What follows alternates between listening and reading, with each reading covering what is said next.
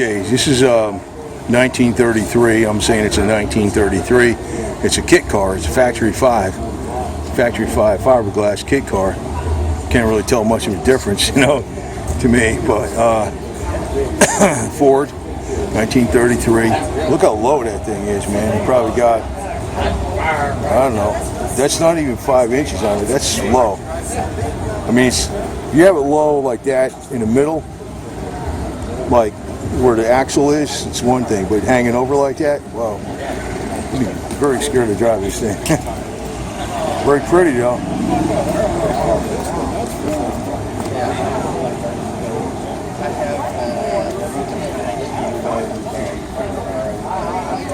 It's cool, I guess you bought a kit, you got, you don't have to, a lot easier to work. I don't know if it's easier to work with or not. Everything's a lot of work.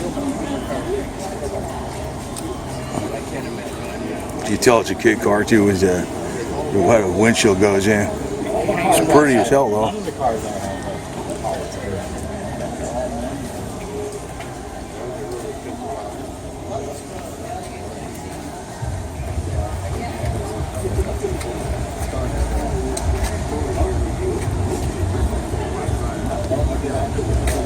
Sweet ride, man. I love the color too. Look at the size of them wheels on that thing, man.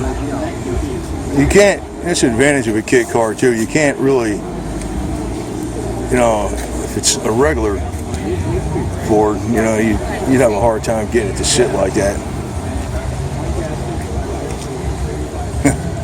It's bitching, man.